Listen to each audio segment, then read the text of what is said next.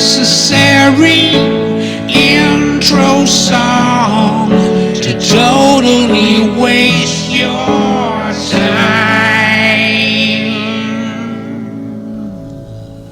I got called a boomer today on Facebook. A boomer. What am I going to do? How am I going to deal with this terrible insult? You know, a boomer. So, I got lumped in with my parents' generation. Am I supposed to have my feelings hurt? I don't know. Anyway, it happened on Facebook, no doubt. I made a comment under one of the current people running for District 5 supervisor. I live in District 5, right? District 5 is basically a communist hold in San Francisco, right? It's so far left that the race is between two far lefties who are both rich, have money, but are pretending to be, communists or pretending to be socialists. It's pretty clear. I'm not even going to name them because I don't want to give them any credit. But I just made a flippant comment, on one of them. I said, "Oh, you got to smear your opponent because you're a fucking hypocrite, and it's easier to just smear your opponent." The days went by, and somebody made a comment today. I said, "Aren't you a Trump supporter?" From somebody I don't know, right? And I said, "Actually, I'm a decentralist, an individualist, a skeptic, and fiercely independent. But thanks for asking." This person responded. I'm not going to say his name. This person responded, "Boy, libertarians sure say the weirdest shit to justify them liking Trump." And I'm like, okay, I look at this guy's profile. We share 49 friends in common. I look at the 49 friends in common, and I realize amongst those 49 friends, most of them are, by pretty much most acceptable standards, losers. And when I say losers, I mean people who have not contributed much to society, measurable in any way. Mostly you're going to, and I'm not trying to smear people who are waitresses and waiters and blah, blah, blah, and bartenders. Those are valid professions and everything else. But to do those, to be parts of those professions while doing nothing else but complaining about their bosses, I'm basically talking about these little communists, but Peter Pan's children is what I'm talking about. And I look at this guy's profile, 49 friends in common, none of whom I like or enjoy, or have ever hung out with to any significant degree. DJs, punk rockers, But he's got, his profile has a bunch of union things. Let's unionize this and unionize that. So I Google the guy, and it turns out he's a young kid, 30 years old, and I look at his bio, and he's got a Wikipedia page, so he's done some shit, and it turns out he's this young communist leftist kid from San Francisco who grew up here, and by his own admission was a meth head and a heroin addict, and was in punk bands and had basically no direction. His mother killed herself when he was 6, right? So shitty life, pretty much. Like, it's at that point when you realize you turn into a punk rocker, who's shocked by that? Who's surprised by that? It's not surprising that, can you imagine dealing with the fact that your mother killed herself when you were 6? That he would become a communist or a socialist or into any activity that would try to find meaning or make sense of that, or try to, I would imagine any kid would just think, oh, my mom didn't, talk about abandonment complex. I have abandonment complex myself, because of the multiple divorces, but imagine if there was no way to resolve that. Mom just kills herself, and you can't ever work it out with her. Can't ask her why. I think any kid would be pretty reasonable to imagine that a kid would turn that internally, go, my mom didn't love me, obviously, and it could be argued that she didn't. It could be argued that she was a complete self-centered narcissist who abandoned her child. So he gets addicted to drugs and heroin, and this motherfucker, one day, it's also not a surprise that he's growing up in San Francisco and becomes a communist. This is not, what would be a surprise if he grew up in San Francisco and became a Republican. That would be shocking and surprising. You'd go, wait, what? How'd that happen? But then he fell in with punk rockers, leftist punk rockers. None of this is surprising. It's like it's boilerplate, expected plot line. Nothing about it is a surprise. It's bad writing in that it's just too common and the details are too predictable. Do you know what I mean? But he's your average San Francisco leftist, young kid in his 20s. He finally kicks drugs, apparently, and he gets a boner. He starts reading. I'm going off the KQED profile now. I watched a couple YouTube videos and listened to part of his podcast, or where he was an interviewer. But anyway, let's speed up. He ends up signing up to go fight for the Kurds in the Syrian war, right? He's a Jewish kid, born of Jewish parents. One of them killed himself, But he's a total internationalist leftist who believes in the Brotherhood. He gets a boner reading For Whom the Bell Tolls, and he gets attracted by the romance of war. If you remember was it Forrest Gump? No, it's not Forrest Gump. What was the guy? It was Forrest Gump, right? Where Lieutenant Dan wanted to die a war hero just like everybody else. Like Forrest Gump saves him and he's mad because he wanted to die. Anyway, so this young lefty communist whose mom killed himself gets a boner suddenly for war. And this isn't surprising because war provides purpose. It also has that death component. The death wish that I can't imagine a child whose mom killed herself. I don't know the circumstances, but at 6 years old, you're probably in the house, or nearby. Can you imagine discovering your mom dead? It's honestly hard for me to imagine anything more terrible for a kid at that age. So, but this is what kind of bothers me. Now, it's not a surprise, The left absolutely loves and depends on these broken children, No guidance in his life. No father figure, from what I can tell. Mother kills himself. And the left needs this. Why? Because when you're young and you're stupid and you have no direction and things are going bad, that's the best type of person into which you can instill whatever your values you want to instill into them. Mormons do it too, by taking these kids and putting them on missions when they're 19. But anyway, I'm getting off track. So this kid decides he wants to go over and fight for the Kurds, and he does. Goes through various channels, sends some emails, and he goes over and he fights in the war. I don't know the details. I don't know if he killed anybody. I don't know how much fighting was. I didn't see anything. You'd think they'd put that forward very quickly if he killed somebody. But now he's back and he's commenting on my Facebook posts, and I'm looking at him and I'm thinking, well, fuck. By the way, one of the reasons that spawned me on to looking at who he was is he goes, I said, well, collectivists say, he said, boy, it sure is funny the weird things libertarians will say to justify them liking Trump.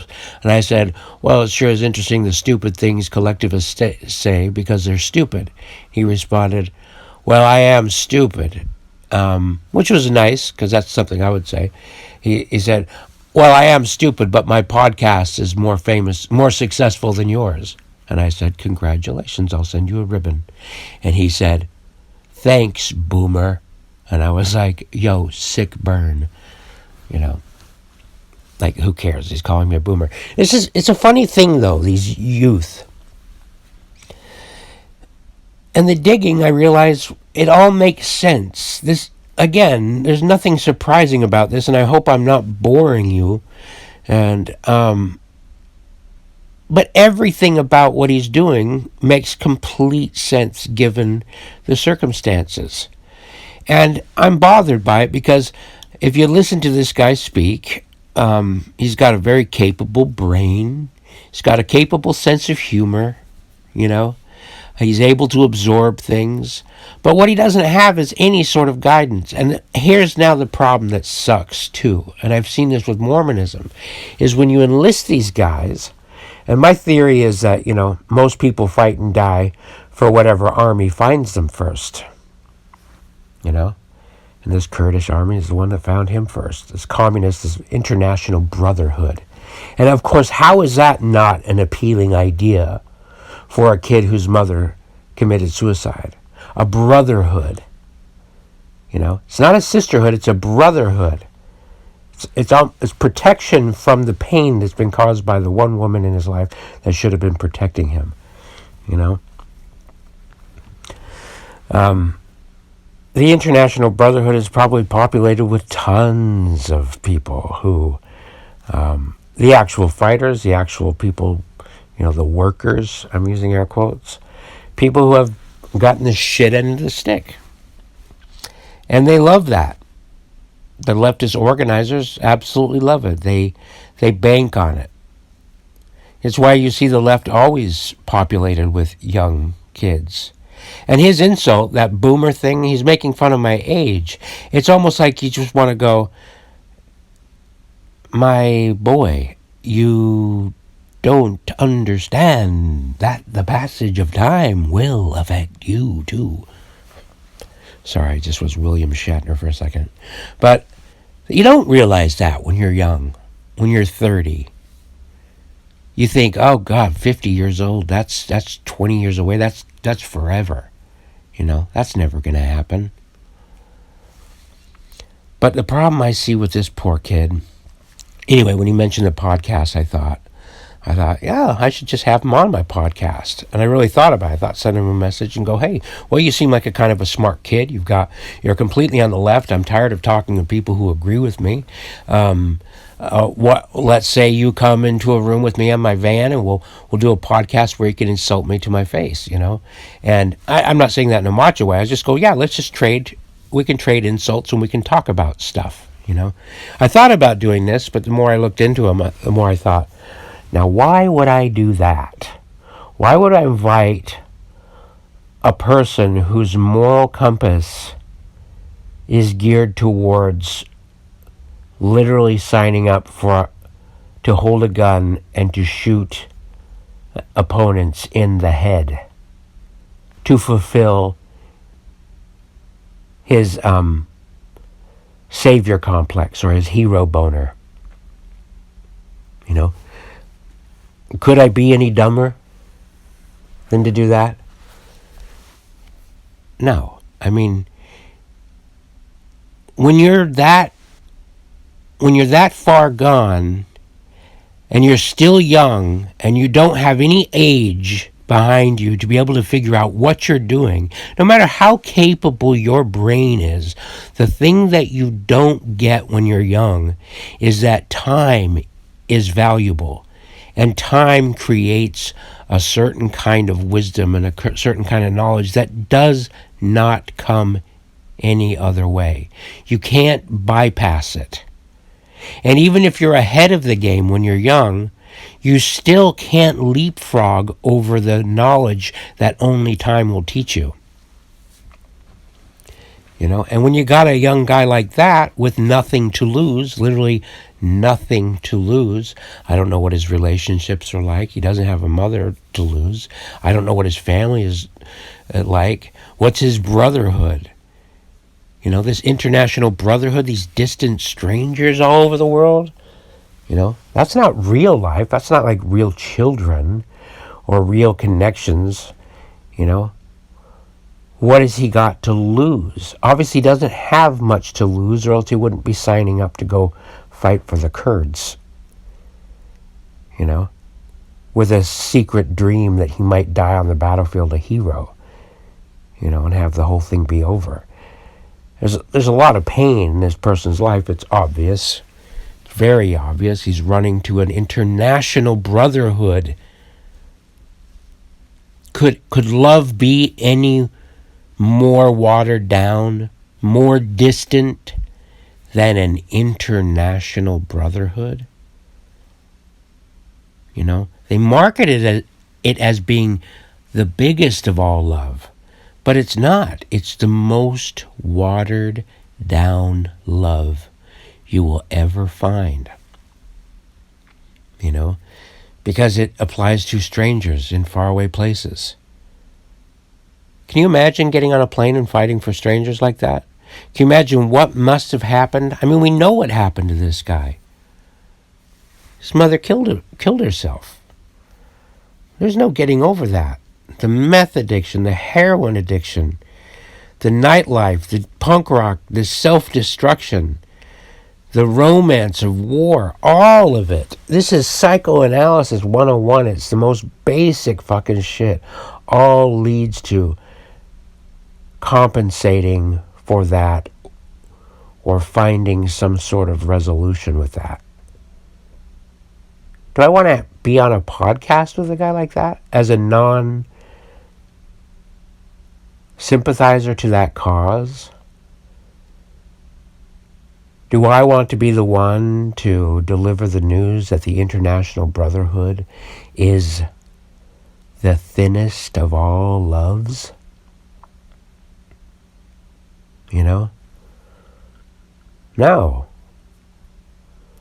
Because I don't want to be shot in the head. I don't want to be targeted by gangs of guys like him who have nothing to lose and everything to gain by getting marks with their cohorts for their violent actions. You know, for wearing a mask and punching Merkley in the eye, landlord, you know, taking him down through violence, which is the language of the left. It's the absolute language of the left. And if you don't believe it, just crack open a history book. This guy would know that. I would like to have a conversation with him, but I don't want him to know. I don't want to engage with him. You know? I don't. Too unpredictable. Well, no. Sorry. Too unpredictable? No, actually, too predictably risky. Right? Too predictable. He's predictably violent, predictably irrational, predictably self-centered, predictably unreasonable. Why would I go into a situation that's so easily predicted? You know? I'll go into a conversation with a non-bloodthirsty leftist instead, if there are any. And I don't think there are. Because whenever I've drilled down into an actual principled, and I'm using air quotes, leftist, Marxist, what becomes abundantly clear after, I mean, first of all, just the description should let you know everything about it. But let's say you actually find yourself conversing with them. What you find very quickly is that all of the politics are motivated by deep, deep pain and resentment. Envy, you know. Envy, anger. What was it Thomas Sowell said yesterday? I retweeted his thing. something about one of the 7 deadly sins suddenly becoming a virtue under social justice. Right? Envy used to be one of the 7 deadly sins, and now it is a virtue called social justice. You're envious of the organizers, you're envious of this, you're envious of the land, whatever it is. However you're doing it, it's just like the brotherhood is built upon resentment and envy, about feeling left out, about feeling mistreated. And that, where does the channel go? How do those feelings and those issues resolve themselves? Well, the easiest way, the path of least resistance, which is violence. Violence is the fastest way for that type of person to achieve justice, and more importantly, some sort of notion of purpose. Building a company is hard. Inventing something is hard. Learning a new programming language is hard. Learning another language is hard. Learning a skill, expanding that skill, taking that skill forward, hard. Pointing a gun and putting a bullet in somebody's head, easy. It's a squeeze of a trigger. Sure, the pain of dealing with that might be hard, but when you're talking about guys whose moms already killed themselves and they've already gone through the pain of heroin addiction, that's nothing. They're used to that. So it's easy. It's a path of least resistance, this International Brotherhood. And of course, fighting for a bunch of strangers, foreign, where you don't even need to argue with them. You can just say you represent them, and the invisible, this invisible army in your mind cheers you as the hero. You're fighting for the cause. The cause. Fighting for the cause, the imaginary thing. Not fighting for your children, because you don't have any children. You don't want any children, because you think the earth is overpopulated anyway. And why would you want children when your mom killed herself? Why would you want children when you're a drug addict? Or that that you have the potential to be a drug addict again? Can you imagine the dark thoughts that are going around in this man's mind? Anyway, this KQED interview was totally sympathetic to him, because they're fucking pushing the communist bullshit too. Unapologetically touting this young man as some sort of cultural hero, when really what a good person would do, and I'm not the good person here because I'm not contacting him and I'm not going to invite him on my podcast, because I don't want the responsibility of taking this young man under my wing. I don't. But that's what a good person would do. A good person would go, holy shit, dude, you've gone through a lot of pain. You've got a good brain on your head. You could invent something. You could channel your energy into making a good little family.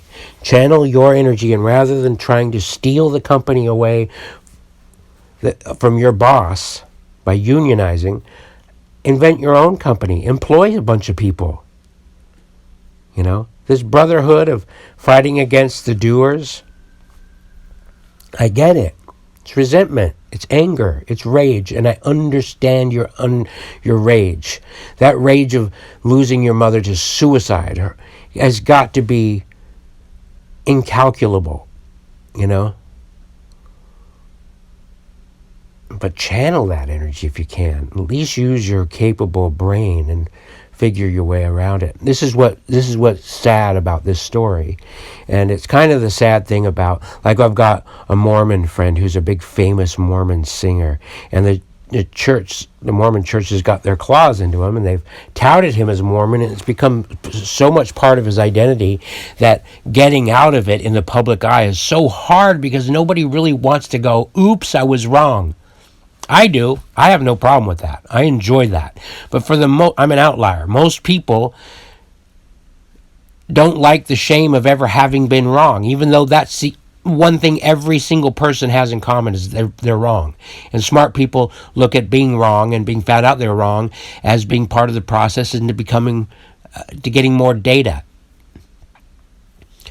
But now that he's roped in, and KQED has roped him in, and all these Vice News has roped him in, what are the chances he's ever going... A normal person, without that media attention, without that scrutiny, he might still stand a chance to finally figure it out, and by the time he is a boomer...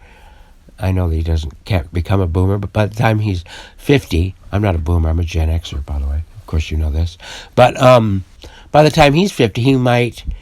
If he's got even just a few little nudges in the right direction, he might go, oh, I get it. Yeah, family, building my own things, providing for others through providing things, not violence, not killing the oppressors, but enabling through creating avenues and jobs and opportunities for others,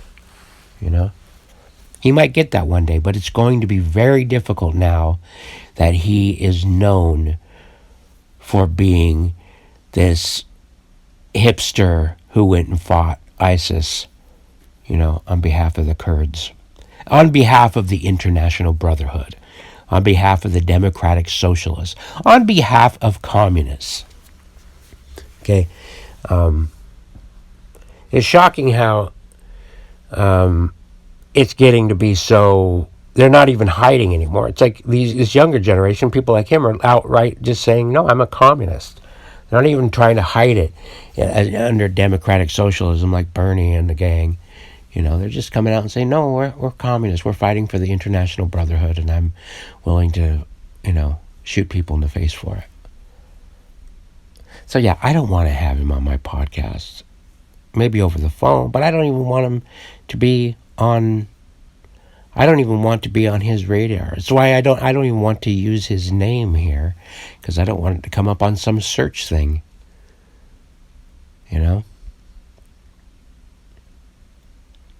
Because he's damaged. Deeply damaged, and he hasn't worked through it yet. And I don't want to be the one to hold his hand through it. Because I'm not a good person.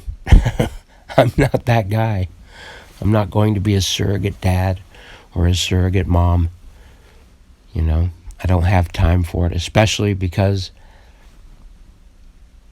he's expressed the desire to kill people for that rage. And I don't want to deal with that. Anyway, so yeah, interesting when you click through profiles to see who it is you're arguing with, who you're arguing with on the internet. That's all for now. Thanks for listening.